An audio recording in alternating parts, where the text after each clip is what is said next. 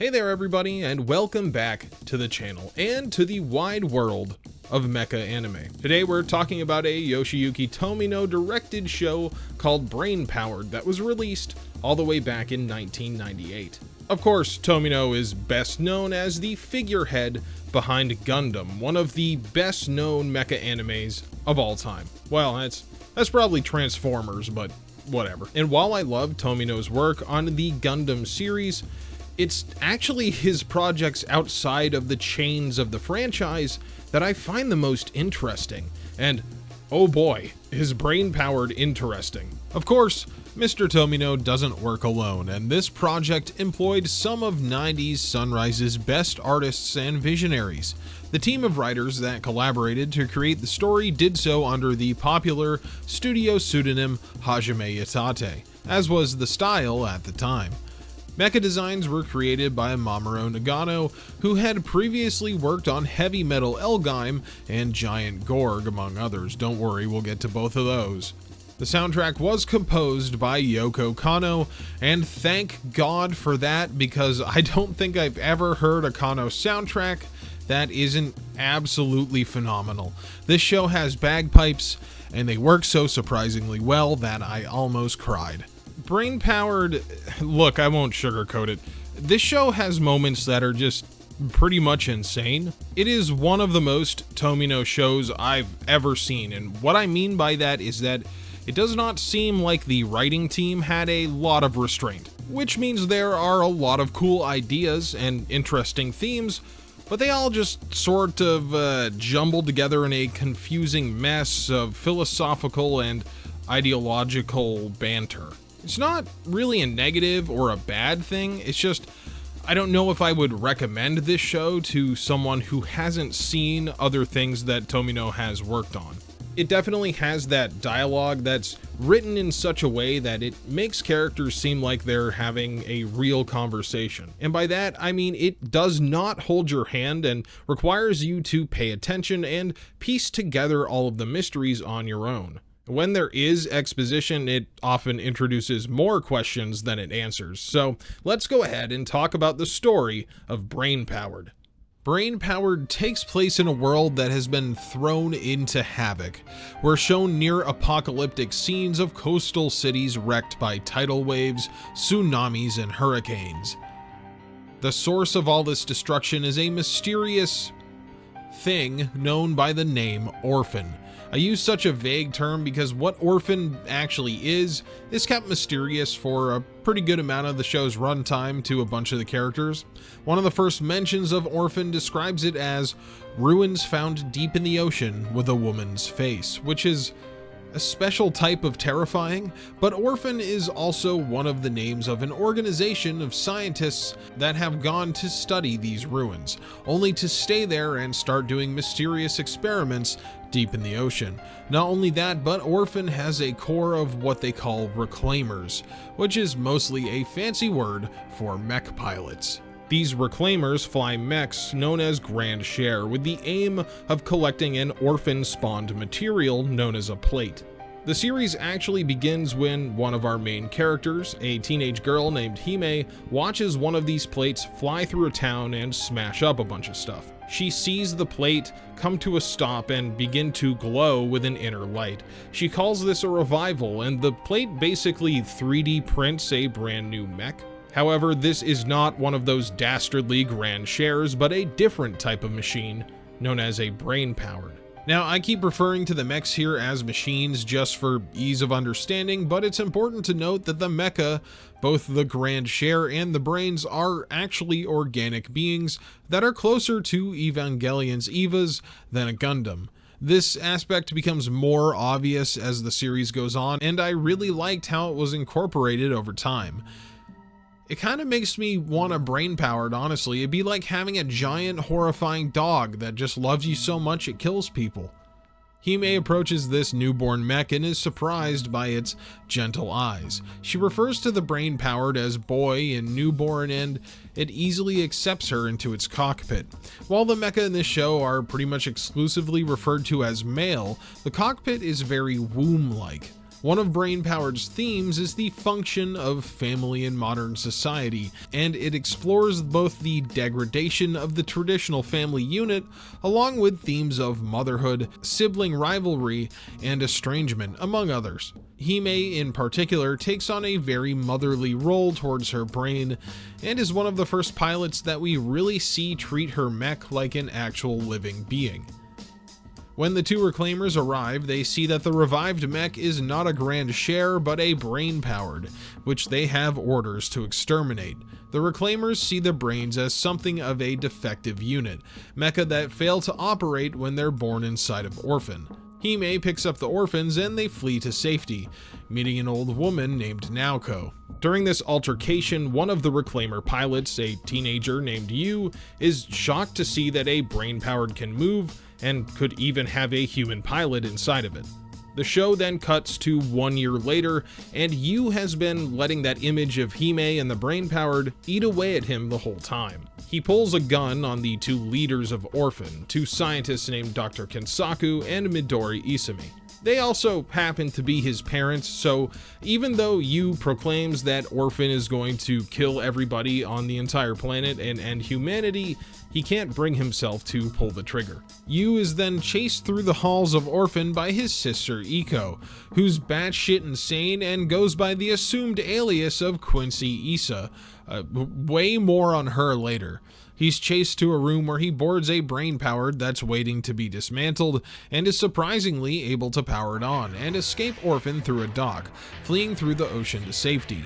Yu is chased by a squad of Grand Shares, and all of this movement is picked up by a huge ship on the ocean's surface belonging to an organization called Novous Noah. Novous Noah is kind of the name of the ship, and is also an organization under the jurisdiction of the UN and multiple wealthy donors. Their goal is to observe and study Orphan, determine if it's an actual threat, and take action if they can.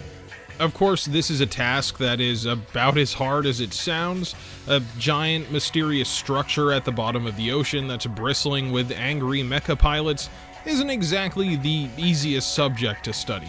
Hime has joined Novous Noah in the intervening year and is working on the ship as a pilot with her partner, simply named Hime Brain. Even though the Brainpowered are sentient beings that become more intelligent and expressive as the show goes on, the brains are simply referred to by the same name as their pilot, i.e. Hime's mech is simply referred to as Hime Brain. I will try to make this as non-confusing as possible. Also, of course, those little orphans she was taking care of are on the ship too, because it wouldn't be a Tomino show if there weren't orphans running around the ship. Along with Hime are the brain-powered pilots Nanga and Russ, who in Tomino fashion are shallow characters at first, but become deep and interesting by the end, which is a real strength of Brainpowered. Pretty much every single member of the main cast, both protagonists and antagonists, are incredibly interesting, with plenty of time given to their motivations. Along with the pilots are the heads of Novous Noah. Firstly, there's Captain Anoa McCormick, the level-headed and unshakable woman that leads the ship with a sharp efficiency. She also has the coolest voice in the dub, which I only watched a few episodes of, and whoo boy, I will talk about the dub in a little bit. Naoko Isami is the wizened old woman that Hime met at the end of episode 1, and I assume introduced her to the crew of Novous Noah. She's mostly around to give sage advice, and she's also the long-lost lover of Novous Noah's chairman, Winston Gaybridge. I don't know why that name is so fun to say, but it is not even the most crazy Tomino name in this show, but Winston Gaybridge is a good name I like. She's also the grandmother of Yu, who's currently escaping the ocean. Sorry, buddy, I'll get back to you. There are a lot of characters in this show. You're gonna have to hold on a minute. That's a lot of connections to other characters, which is something that makes Brainpowered a bit more complicated, but also a bit more rewarding. Yu is being chased by 3 pilots from Orphan, Conan, Sheila, and Gale. Yu had formally asked Conan to leave Orphan with him, but due to her own circumstances, she refused. Yu has a close relationship with her, and she's the only person still in Orphan that he seems to trust. Hime shows up to intercept them, and the two brains join together and form an energy shield that allows them to escape. Yeah, so Brainpowered is not a show that's going to give you nuts and bolts weaponry and mechanics.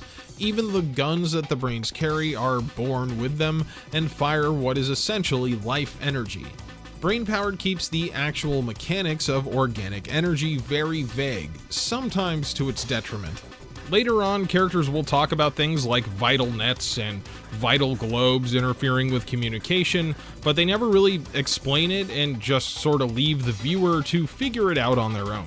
I appreciate the expectation that the audience should be able to pull all of these threads together on their own, but I have got to admit there are a lot of times in this show I just wish they would explain what the fuck they were talking about. Yu begins his relationship with Hime by just straight up kissing her and then making her forget about it by telling her she's a good pilot. Geez man, take her out to dinner first, you know? Hime tries to get information out of him, like where he came from and if he's with Orphan, but Yu takes off, causing Novous Noah to send its pilots out to look for him. Yu is looking for something called a B plate, which is different from the normal plates that revive the brains, but we're only told that they're able to birth an antibody more powerful than a grand share. Yu ends up holding this scientist named Dr. Minamoto at gunpoint and asks her where the B plate that he's tracking is, but she reveals the one that the college has is inert. Yu realizes that this researcher is just like his parents, obsessed with organic energy. More than just reminding Yu of his parents, this researcher actually worked alongside both of the doctors with her colleague Dr. Kuwabara, who is unfortunately not as cool as the one from Yu Yu Hakusho. When Novous Noah's pilots show up and ask Yu to join them, he looks down on them, calling them amateurs who don't even know what Orphan really is, a ship that can travel the galaxy. Yu also plants a kiss on Hime again because he's pretty socially inept, but before she can really take out her wrath on him, Orphan's reclaimers arrive and attack. Yu is basically a boy wonder and has been building a microwave gun this entire time that can kill the human pilots without damaging their mechs, which causes him to chase a reclaimer named Jonathan out into the forest where they have a pretty good fist fight.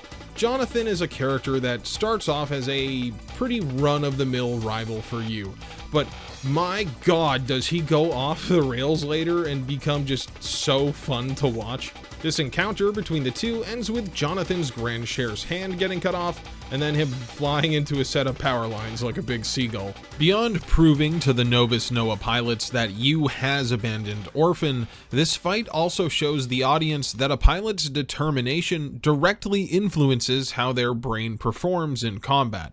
When two people are fighting for the same cause, they can even combine their powers, as illustrated by Hime and Yu teaming up to fire a big laser together, and then Yu using a powerful chakra shield to protect Hime's house. Well, it's an orphanage, but still.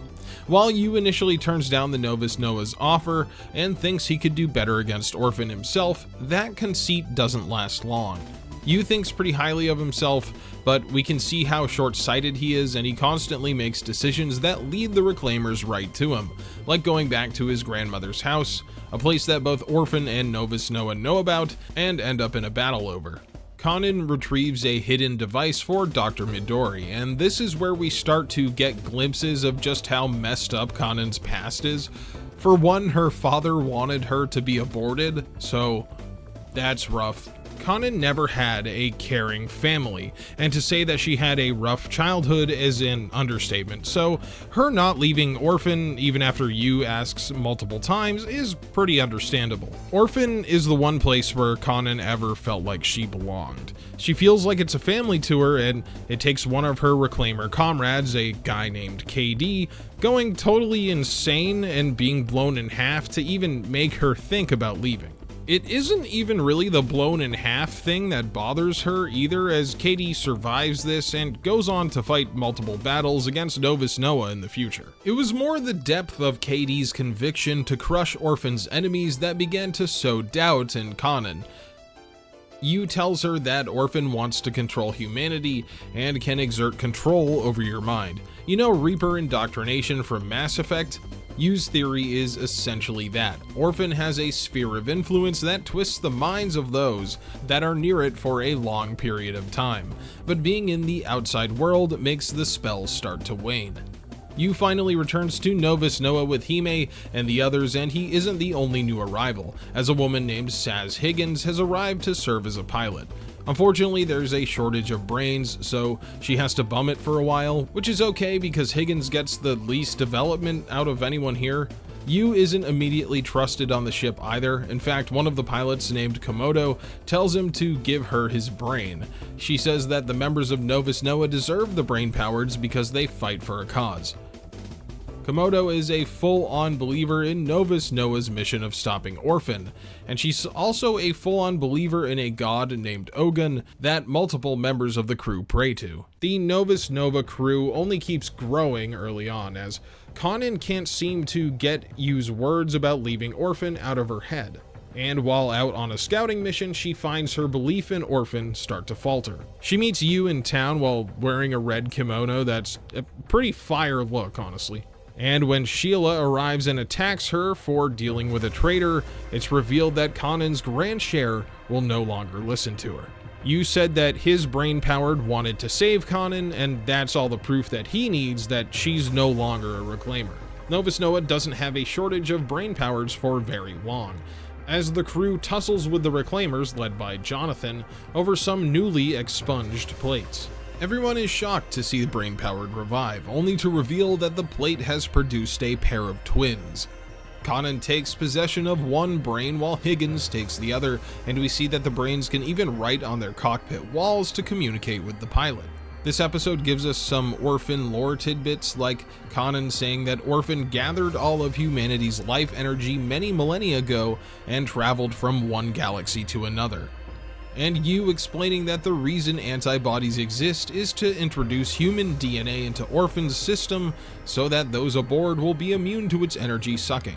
It is important to note that Brainpowered will throw this lore out there, but keep in mind that a lot of this info is just best guesses by characters or even assumptions based on their own personal biases.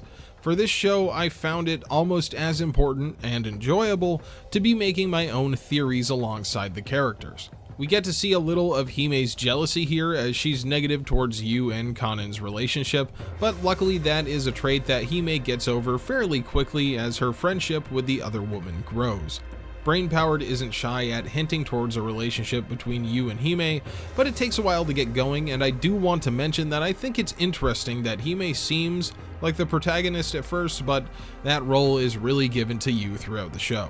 After a battle with the Reclaimers where the twins have to combo attack a guy named Edward so hard he explodes, they're taken back to Novous Noah, where Captain McCormick actually has to leave to go to a conference with the Japanese government. Yu interrupts this meeting to tell them that when Orphan takes off, it's going to kill all life on the planet, but no one really believes him or takes him seriously because he's a former Reclaimer and the son of the Isami family. Yu pouts and puts on that "grr, adults are just the worst" character trait that Tomino characters so often have, and we learn that the reason why Yu doesn't have a great relationship with his grandmother is because he holds her accountable for giving birth to his mother. This kid has some serious generational trauma. Yu also blames himself for not being able to pull the trigger on his own parents when he escaped. Of course, this guilt that he feels tempers his attitude for the first 2/3 of Brainpowered, and it shows Yu for the naive teenager that he really is. Killing the doctors wouldn't be enough to stop Orphan, but that fact doesn't stop Yu from being shackled by his self-disappointment for a long time. And in a universe where your mecha gains power directly from its pilot's emotions, that can be a big hindrance. So now we get to perhaps my all-time favorite episode of Brainpowered, the episode that made me decide that I had to watch this show's Japanese audio version to really give it a fair chance. Episode 9, titled Jonathan's Sword, introduces us to a billionaire benefactor named Mr. Muhammad, who docks with the Novous Noah via a gold-plated yacht. This is one of the first times that we see a patron of the Novous Noah initiative take a hands-on approach to the organization. Muhammad himself actually isn't that bad of a guy and says he wants the ship to run as smoothly as possible. However, unbeknownst to him, one of his guards is actually the Reclaimer Jonathan in disguise. Jonathan pulls a gun and takes everybody hostage, even taking the opportunity to smack Muhammad in the face when he gets a little bit lippy. I gotta say, sometimes this show's comedic timing is pretty on point. He takes the bridge crew, which contains Muhammad, and the captain to the hangar, which supposedly contains the B plate. This plate has remained dormant since the crew brought it on board, and Jonathan realizes that Novous Noah either doesn't know that the B plate is different from regular plates, or they don't know how to activate it. Beyond just confirming that this plate is on the ship, Jonathan has a more personal reason for taking this mission. It's revealed here that Captain McCormick is Jonathan's mother, who abandoned him for her job when he was just a child. Jonathan says that his mother got the very best DNA from a sperm donor because she cares more about genetic engineering than love. Jonathan rants and raves about how McCormick has no right to keep a Christmas card that he sent her when he was 10, and says that he just kept waiting and waiting for her. And McCormick just asks what he was waiting for, and Jonathan reveals that he just wanted a Christmas present from his goddamn mother as a child. All of this is pretty terrible, and a good motivation for Jonathan to be the psychopathic prick that he becomes after this episode. Seriously, before this, he's pretty much a background character, but episode 9 catapults Jonathan to one of my favorite Tomino villains just because of how insane he is. But part of what I wanted to talk about with this episode is just how unintentionally hilarious the dub is. They deal with Jonathan by having one of the orphans, named Kamazo, sneak in and distract him by saying that he bets that Jonathan just wants his mommy's milk. This makes Jonathan incredibly flustered, giving McCormick time to lunge at him and for one of the Brainpowereds to bust through the wall. Jonathan ends up getting away and being picked up by Sheila, and the absolute madness of the dub's delivery was very funny, but it really shouldn't be considering the actual context of the situation.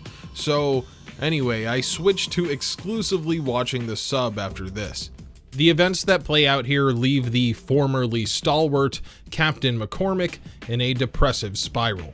She becomes convinced that Orphan brainwashed Jonathan into thinking those things about her, but Yu tells her that Jonathan was always like that, even back when he joined the Reclaimers. Fucking Mr. Miyagi over here, holy shit. It didn't live though. McCormick's emotional outbursts continue until she actually steals one of Novous Noah's plate capturing devices and flies it out into the ocean, seeing a plate, becoming enthralled by its light, and then falling into the sea. The crew can never find her body, and some of them even suggest that the strong emotions that she was feeling may have caused that plate to seek her out and abduct her. This episode is a real status quo change for the series, as Irene, the ship's doctor and acupuncturist, takes over as acting captain. The focus of the show then sort of changes from the Novous crew recovering the plates to build up their forces, to trying to solve the orphan problem directly. The main problem that I have with the way this show proceeds with its plot in the middle part is that it really just feels like the main characters are sitting around reacting to Orphan, instead of proactively trying to make any headway. Sure, it makes Orphan feel like an insurmountable force of nature, because it is, but it would be nice if all of our characters' efforts didn't feel futile every time they try something. For instance, a little later on when Orphan begins to dredge itself up from the ocean floor, Novous Noah mounts an assault, causing a large explosion that we're told halts Orphan's progress, or at least slows it down. However, next episode it has surfaced even more, so it never really feels like our characters are doing much until the plot moves along without their influence. It may also be the fact that time is a little nebulous in Brainpowered. It is very hard to know just how many days or weeks is passing between episodes, with the only marker of time progression really being how much Orphan is sticking out of the ocean. When you combine all of that with the undefinable science terms like vital net that will never get more than a vague explanation, it makes things a little confusing to keep up with. It can also be a little frustrating when the mechanics of the universe just jump at you from nowhere. For instance, sometimes characters need to be locked to one location for the plot, so they just end up being like locked in a vital globe, which is a giant shell of organic energy that won't let them leave until the plot just sort of is over. Once the plot no longer requires those characters to be wrapped up in whatever's going on, the vital globe weakens so they can leave, and honestly, if you're trying to make sense of it all while watching, it just ends up feeling a little bit contrived. Brainpowered is best experienced when you're willing to make up your own theories, but are also willing to throw up your hands in the air when a new term or mechanic or character is introduced from nowhere and just say, yeah, alright, makes total sense, boss. This episode, where the captain is washed away, also introduces a new concept to the audience that makes Orphan a little more complex in its motivations. Quincy Issa reveals that she was put in charge of the Reclaimer Corps by something or someone known as the Governor, a mysterious entity that speaks for Orphan itself. The Governor remains faceless until close to the end of the series and is barely mentioned. In fact, the audience doesn't know if the Governor is a person or some other entity for quite a while. I theorized that it was an ancient alien computer housed in the depths of the ship, but I was way off the mark. Brainpowered introduces the concept that Orphan's launch might suck out all of humanity's organic energy at a scientific conference led by Dr. Kuwabara. What Novous plans to do is surround the Emergence site on the ocean with its fleet of ships, and then combining the plates and the main ship's organic engine, they want to sort of build an energy funnel that will disperse all of Orphan's organic energy up into space instead of all over the Earth. The conference actually also allows Dr. Kensaku to talk, even though he's part of Orphan, just because he's filed the correct paperwork. And I think this goes to illustrate how the Reclaimers and their beliefs don't really represent everybody that is aboard Orphan. While the Reclaimers are militant and appear to be indoctrinated, there are plenty of scientists there that just want the chance to study the ship, as well as a lot of civilians living aboard that feel like it's the safest place to be. Up until now, we've really only interacted with the Reclaimers, so it's easy to just assume everyone in Orphan wants to kill everyone, but it's far more complicated than that. We're introduced to a boy genius named Kant Kessner, who tells the assembly that Dr. Kensaku's theory on Orphan's energy usage are wrong, and that plant life is flourishing along the lines of the vital net. The energy that is radiating across the planet due to Orphan's awakening is actually giving life instead of sucking it away, and Kant thinks that Orphan may be in some way connected to the process of photosynthesis. Kant's theory on why Orphan wants to leave the planet has to do with the dualism of nature. He proposes that Orphan itself is the equivalent of the male sex of its species, so it must want to travel the cosmos to look for its female counterpart. It's here at the halfway point of the series that we begin to think of Orphan not as a power-hungry organization or a huge machine, but an unknowable and uncontrollable living entity. While Kensaku tries to convince the assembly that Orphan can be controlled by humanity, Kant says that it's quite the opposite, equating Orphan's power to that of the sun. This episode ends with Kensaku telling Naoko that he did not join Orphan to become an enemy to humanity, and I think that the depth that this adds to the antagonist of the series is really good. However, just because he's not an enemy of humanity doesn't mean that he doesn't want his son to return, so Kensaku sets up a situation where Yu chases him through town, forcing him to escape on a grand share with Yu chasing him. They end up back down in Orphan, where Yu sneaks around, and one of those orphan kids named Kamazo almost screws up the whole thing, but then they escape, only to find a whole army of Grand Share surface, and Orphan itself is now about to emerge as well. This causes Yu to finally decide to compile all the information that he knows about Orphan onto a disc and give it to Hime, hoping that they can find a way to stop it. Of course, Yu thinks that Orphan surfacing faster is due to his interference, because Yu constantly feels the need to punish himself. It doesn't help that he missed his one chance to save his sister during their last scuffle. Orphan's grip on people's psyche is shown to lessen when they're outside, And this also goes for the fanatical Quincy, who kind of snaps back to reality and asks you about a childhood memory that they share, in which you gifted her a flower.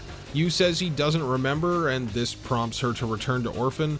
Look, man, just lie about this, right? Quincy is pretty much begging for a reason to leave Orphan, while her mind is clear, and Yu just can't take the bait. When Orphan finally breaks the surface of the water, it shoots a big energy beam into the sky that blows up a bunch of satellites, and it also causes a bunch of tsunamis that wreak even more devastation across the globe. The Novous Noah hopes to load all their remaining plates onto a ship so that they will resonate with Orphan and cause it to sink. It's a modified version of their plan to redirect the energy, and to their credit, it does appear to make Orphan sink back down into the ocean for the moment. However, it does cause a big battle between the Reclaimer Corps and Novous Noah. But that's okay, because it gives Jonathan an insanely memorable line. "I will get revenge on my mother and all women." Jonathan is such a crazed lunatic. It's awesome. He does not care if Orphan kills everybody on the entire planet, as long as it takes out those who have wronged him. They also really let Jonathan just go completely nuts here. Like, he gets to laugh maniacally while piloting his Grand Share. It's great. This is also the point where we learn Yu's motivation for not liking Commander Gaybridge, and it goes beyond the fact that the guy is in a relationship with his grandmother. If anything, Yu is mad that Gaybridge didn't bone his granny sooner, because if he did, then his mother would never have been born, and Yu presumes that that would be enough to stop Orphan. Gaybridge and Naoko were supposed to be married in their youth, but Gaybridge chose duty to his country over love, so their relationship never blossomed and she moved on. Man, Yu's familial hatred should be studied, because blaming some guy for the world ending because he didn't bone your grandma 40 years ago is truly something. During the battle, Jonathan confronts Yu, telling him that he's just not determined enough to destroy Orphan because his parents are on it, and deep down he doesn't want to kill them. He says if Yu really wanted to destroy it, he would have told Novous Noah about its interior weak points. Orphan is a living being and not a machine, so therefore it cannot be perfect. So Novous Noah could stop it by sneaking a nuke on board. But Yu hasn't provided that information yet. And while Jonathan is a crazed lunatic who starts porking Yu's mom just to cuck his dad so he can make fun of Yu for it, yes, that happens, what he says here has at least some truth to it. This is also where the UN shows up and decides it needs to take a more active role in Novous Noah's organization. But all that really means is that Gaybridge decides that they should take out Orphan on their own, even if it brands them as outlaws. A decision that he makes suspiciously quickly, might I say. The Brains then undertake a mission to destroy Orphan without the UN's approval. Russ gets the spotlight for once, as we learn that he actually has leukemia, which in the world of Brainpowered is a curable affliction. However, Russ apparently made a deal with God to fight until his last breath, but now that he's been spending time with the former Reclaimer Conan, and the two have a budding romantic relationship, Russ wants to live. He takes up the center stage as Novous Noah stages an attack on Orphan's heavily guarded nervous system, and ultimately Russ's brain sacrifices itself to damage Orphan with a huge explosion, expelling Russ and protecting him with an organic energy shield so he can make it to the ocean's surface. Chalk that up as one more thing the Brainpowereds can do. The battle during this episode is pretty cool. It involves a submarine blowing up Grand Share hangars with torpedoes, and has a scene where Quincy slaps her own mother and tells her if she has time to be a little bitch, she has time to act like a scientist, goddammit. So overall, a very entertaining episode. At this point, the Brains themselves have pretty much become characters on their own, with their sapience too obvious to deny. You can tell that his brain is tense after the last battle, and worries that if Brains decide that suicide bombing Orphan is the best plan, they will no longer listen to the pilot, and their symbiotic connection will be severed. Now that the Novous Noah lacks UN support, they have to rely more on Muhammad, who uses his connections with Arabic and Asian shipping companies to keep the ship resupplied. He and Irene also come up with the idea to bring a bunch of orphaned children on board the ship. It's kind of a weird part of the show. They explain later that they believe that children might be able to interact with organic energy differently, or they might be more sensitive to it, so having a bunch of children on board the ship is a good way to maybe get orphans' organic energy to interact with them differently. It might not be able to stop it, but if there's a bunch of kids all in one place, maybe the energy will just be dispersed. They don't really go into super detail, and it's just one of those things in this show where like a character has some weird hypothesis, so they just do it. Wow, this really is the most Tomino show of all time, because now instead of a couple orphans running around the ship, there's like hundreds of them. Along with all these refugees, the ship also takes on a new crew member in the form of a young man named Naki Guy. Naki arrives with a contingent of brains in tow, and perhaps most shockingly, a Grand Share as well. The Grand Share appears to be sick and is quarantined away from all the other brains in the hangar. The Grand Share not wanting to work for Orphan is a pretty big revelation, as is the fact that Naki is under Muhammad's care after being a vagrant in China, and his group of brains were all stolen from the US Air Force. The kid has been getting up to no good. Naki falls into the coveted category of annoying little anime shit kid. For a while he butts heads with the crew and feels as though he's better than Novous Noah because they're too soft on their brainpowered. This belief leads to him taking his Grand Share out in a bid to impress Irene, thinking that his Grand Share will let him sneak on board Orphan and destroy it with a single blow. However, this just results in Quincy coming out of the gigantic battleship that is now looming ominously out of the ocean and blowing his Grand Share in half. Naki is fine, mostly because he wasn't Quincy's true target. That honor belongs to you, who she attacks and throws into the vital net. Somehow. When Yu wakes up, he's been transported far away to a land covered in a blanket of pristine snow. It's here in this barren land that you meet Nelly, a woman living side by side with a Brainpowered. U-Brain is heavily damaged by the reappearance of Jonathan and his new Grand Share, a giant murder machine known as the Barons. While Yu is hidden away by Nelly in a cabin, Jonathan is shown to be working with a mysterious masked figure known as Baron Maximilian. Baron apparently gave the Barons to Jonathan, and they use a cool voice modulator so nobody can know their true identity. Over the next few episodes, Baron cultivates that wild hatred that Jonathan has for Yu and turns it into a weapon, allowing him to more easily pilot the Barons to take out his rival. And also, Jonathan slowly convinces the Baron that they should return to Orphan and that the Baron should take control of the Reclaimers. Also, Baron Maximilian has a rad hoverboard. Yu has to go through the realization that brains are fully sapient creatures that aren't made just to be war machines, something that Hime has already shown that she knows since the beginning of the series. He watches Nelly Brain have fun by ice skating on a frozen lake, and he tries to help his own damaged partner get through his giant mech depression. Nelly and Yu form a quick bond over their shared predicament, and we learn that Nelly had an incurable disease, but her life has been extended by the symbiotic relationship she has with Nelly Brain. When Jonathan and the Barons show back up and attack Nelly, Yu asks his already damaged brain to fight. It fires a few shots from the ground, but then has its leg blown off. Yu and Nelly work together to form a huge energy shield, but Nelly falls out of the cockpit and fucking dies in the most Tomino way possible. Yu climbs into Nelly Brain, finding her leftover bracelet.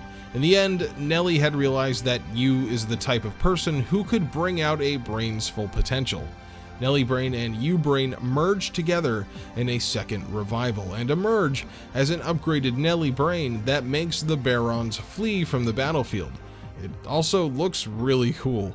This is when the vital globe keeping Yu here dissipates enough so that he can leave, traveling through China and stealing melons from gun-wielding farmers. Luckily, Hime didn't want to wait around on the ship and sets out to find Yu as soon as they could track his organic energy. Yu tells Hime about Nelly after she sees the bracelet, and while Hime has a semi-jealous reaction to Yu having a close relationship with another woman, she sees the profound effect that it had on him and helps him decide to bury the bracelet and let Nelly live on as a memory. After seeing that two brains can actually fuse together into one single being, Yu and Hime begin to theorize that something similar might happen when Orphan finally takes off. It's no longer a fear of total destruction, but a fear of the unknown, or of assimilation into some mysterious otherworldly form that our characters are contending with. While some still believe Orphan's power to not be that of destruction, but that of life, as evidenced by the flourishing fauna anywhere organic energy is present. I mean, the Novous Noah is able to grow crops inside its hangar just because the energy from the organic engine is so plentiful, and that doesn't really seem like a power that's meant to destroy. When Jonathan and Baron Maximilian return to Orphan to rejoin the Reclaimers, they find it covered in the regalia of the United States military and learn that the US has proclaimed Orphan as the 53rd state. Yep, that tracks. There are now olive drab Grand Shares that sport the insignia of the US Air Force. Not only that, but the Novous Noah crew come across a huge mass grave of Grand Shares that once belonged to the US. These ones did not want to return to Orphan, and so they were discarded like broken tools. At this point, the giant alien ship is being worshipped as a risen god by people around the globe, and the United Nations, along with most forms of recognizable social order, have fully collapsed. This makes Novous Noah a fully outlawed organization, with only their few benefactors like Muhammad keeping them afloat. Dr. Midori personally greets Jonathan and the Baron and tells them that she has good news.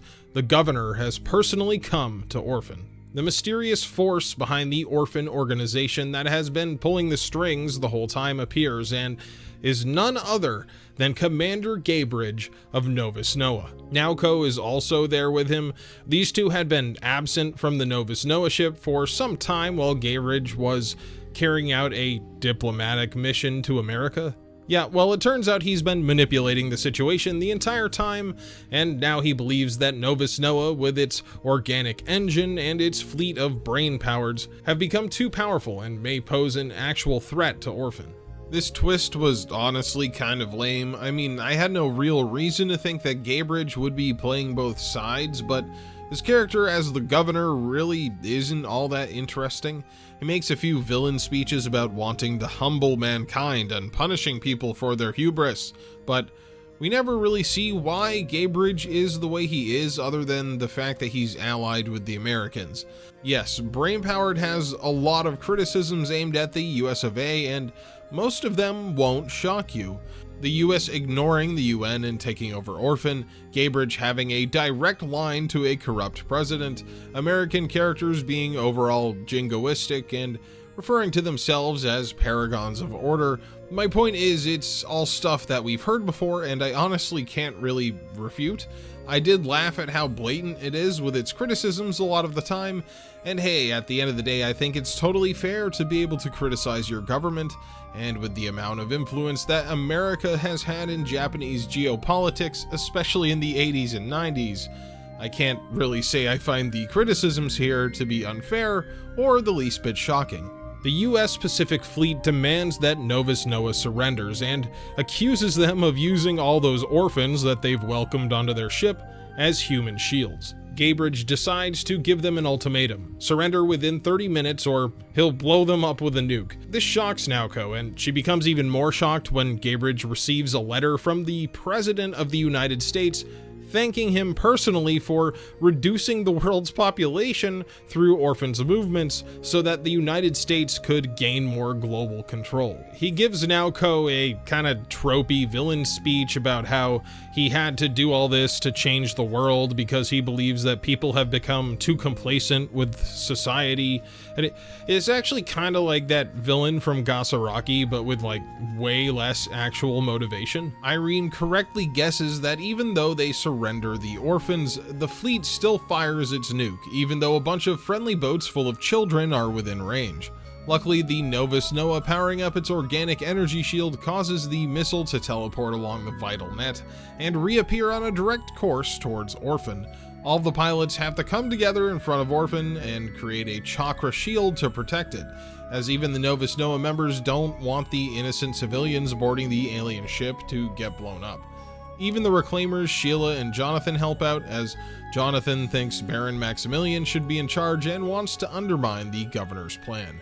Gaybridge guessed this would happen, and it makes Novous Noah look as though they purposely redirected the missiles towards Orphan. The defensive shield stops the storm of missiles, but the overload of organic energy causes each one of the pilots to experience a vivid, traumatic memory, but it's set to this sappy, sad music that kinda undercuts the tone. Except Hime, she finds herself in a field of blooming flowers with a lonely little girl who she speaks with and comforts, but then she's blasted back to reality and falls unconscious. At this point, near the climax of the show, you and Hime believe that talking to Orphan and convincing it to leave the Earth in peace might be the only option. But it's this experience with the girl in the field that cements this course of action in Hime's mind as the only one she can take. Hime disappears from the show for a few episodes, with the crew having no way of knowing if she's dead or alive. This causes them to constantly mention how badly you must feel after having just been reunited with her. Brainpowered really loves this tell, don't show approach when it comes to you and Hime's relationship specifically, as he barely notices her for like 90% of the runtime, but now you has come around to the fact that he's in love with her, and I just wish they had a better way to convey that than all of the other characters mentioning it as if they were all over each other all the time. Also, whoever drew Conan in this episode was horny as hell. I mean, what is her dress made out of? Wet cheesecloth? You brings an unconscious Quincy back to the Novous Noah's medbay, hoping that some time away from Orphan will grant him the opportunity to bring her around. While Quincy seems surprisingly open to the idea, even going by her actual name Eco for a while, her inner monologue gives away that she's just looking for her opportunity to escape. Her grand share is locked away in a hangar and uses its fingers, which can stretch throughout the ship to try to find its pilot. I really appreciated that they tried to show the relationship between Reclaimer and Grand Share in more detail, revealing that they're pretty much the polar opposite of the brains. Instead of making the pilot feel good and reacting to positive vibes, Grand Shares drain the pilot of energy and do not enjoy having a human inside them. In fact, they seem to resent it. However, Quincy and her mech do care about each other, and ultimately she sacrifices her own chance at escaping the Novous Noah to let her Grand Share escape. Higgins decides that she wants to follow the Grand Share for a chance at taking Orphan out because she finally wants to do something, I guess.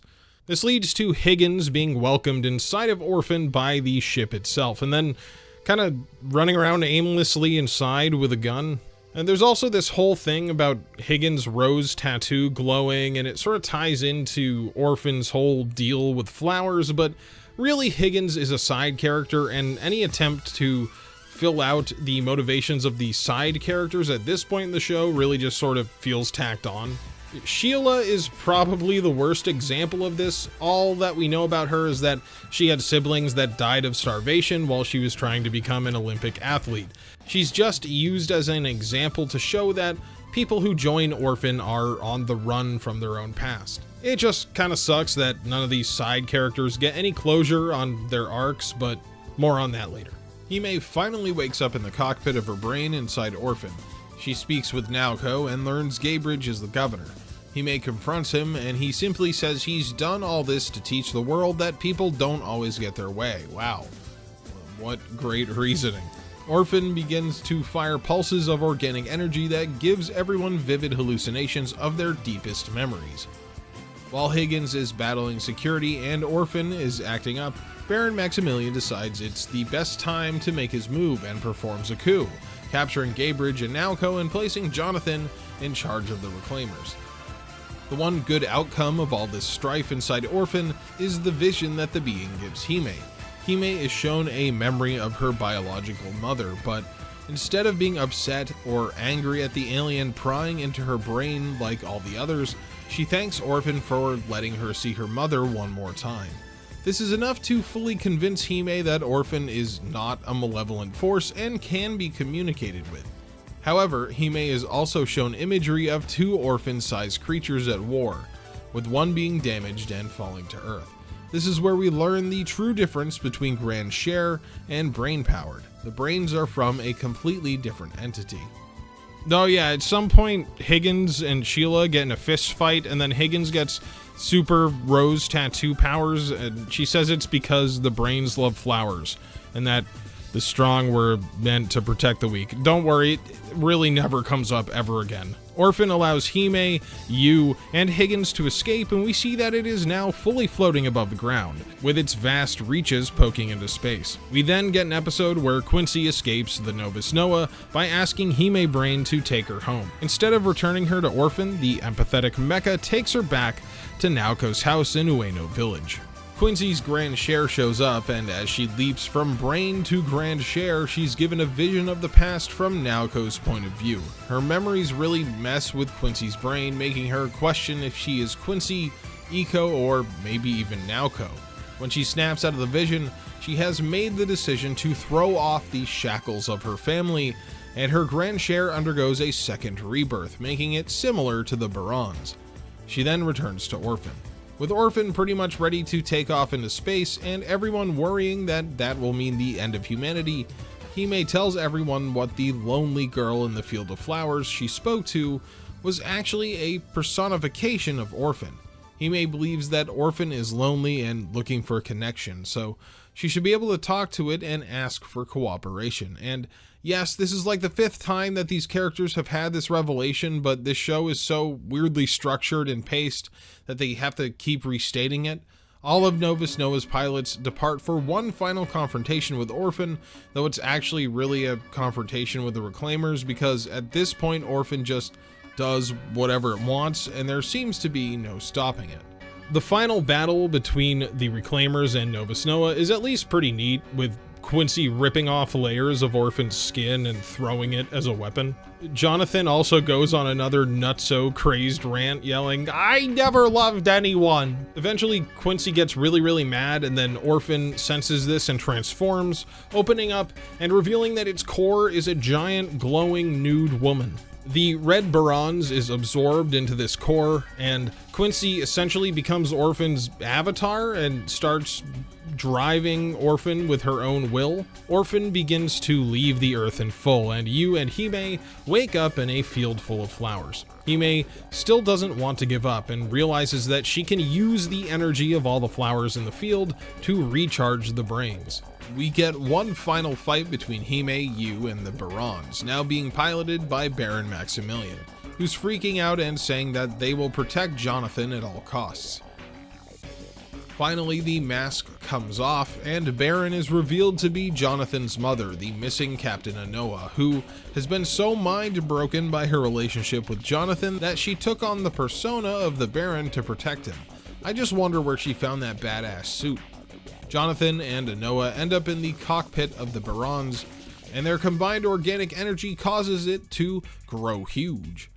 Yu and Hime fight it to no avail, but just when Yu is about to be crushed to death, the Barons shrinks and Jonathan flees the battlefield, with the explanation that it produced too much energy and couldn't handle it, so I guess it just defeated itself. Which is a fine theme if you want to incorporate it into your story, but it feels pretty narratively weak to have the final fight end with the villain defeating themselves and leaving. I guess that is a criticism that I would actually levy at Brainpowered as a whole.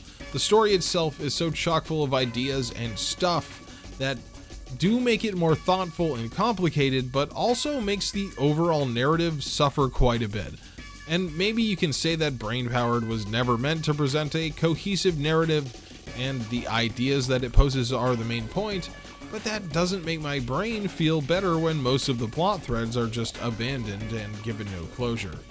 I already brought up Sheila's past with the tragedy of her two siblings starving to death, and that encapsulates how everyone who is trying to leave the Earth with Orphan have basically lost hope in humanity and are trying to run from their past or their fears. Which is a fine backstory for a character to have, and I'm glad it enforces the themes and world building, but it does make Sheila just seem like a plot device and not a character, because once she's used to represent the hopelessness of Orphan's followers, she never really evolves past that. And that criticism is something that can be amplified 100-fold by the end of the series. All of the pilots of the Novous Noah link hands together, finally all coming to the conclusion that they have to live in peace with Orphan. We see people joining together, praying to Orphan for a good relationship, reaching out to it with positive energy and emotion. You and Hime approach Orphan, which has rotated and is hovering above the earth. You decides to approach the being that has fused with his sister alone, but not before he and Hime admit their love for one another and share a kiss that isn't totally one-sided for once. Hime calls out to Orphan, telling it that she's giving it the person she loves the most, just so it won't be lonely. And then Yu tells the alien ship that he understands that it's lonely and that he'll stay with it as it treks across the cosmos looking for its partner, as long as it lets Iko go free. Yu retrieves Iko from Orphan's core, and the giant alien safely deposits everyone that was aboard the ship, including Yu, Iko, and all the others inside Brains, back on Earth inside little organic energy shields. Yu and Hime reunite, and we see Orphan leave the Earth in peace. Well, presumably that's what happens. It's pretty ambiguous. I like to think that Orphan was just kind of annoyed with all the fighting and was going to do whatever it wanted the entire time. And that's it. That's the end, which is really something. While I think that Brainpowered is a pretty interesting entry into the post-Evangelion mecha anime landscape, it is a little disappointing that it lets the actual narrative take a back seat to its themes and atmosphere, especially when the show's themes can be this jumbled. And that was the story of Brainpowered, Tomino's 90s fueled answer to Evangelion. Unfortunately, I think that interesting is a better word to describe this one than entertaining. It definitely has high points in the music and atmosphere, and I found the world that was always dangling on the precipice of the apocalypse to be super compelling. I just wish that the narrative that inhabits this world was a little bit more traditionally rewarding. So I really don't think I can actually recommend Brainpowered to anyone who isn't already familiar with a lot of other Sunrise anime from the 80s and 90s. It just isn't concerned with holding the viewer's hand at all. Oftentimes that helps with the mystique of the world building, but it also can just be really confusing and at worst, distracting. So let me know down below if you've seen Brainpowered and what you thought of it. Was it an ethereal masterpiece or an incomprehensible dud? At the very least, I'm glad that I saw it. It scratched my itch for something weird at the very least.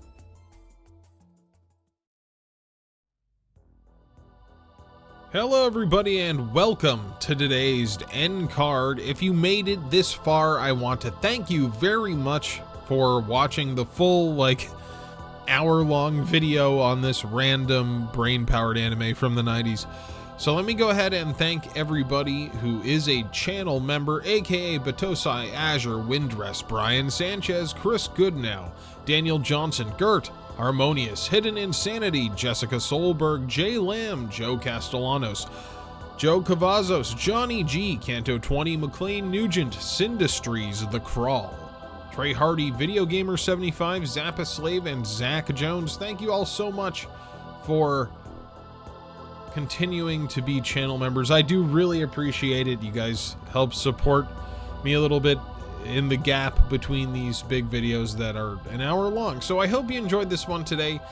I had a lot of feelings about Brainpowered because this anime was so strange and sometimes incomprehensible, but overall it was fairly enjoyable. I'm gonna say it was kind of middle of the road. It wasn't great, it wasn't terrible.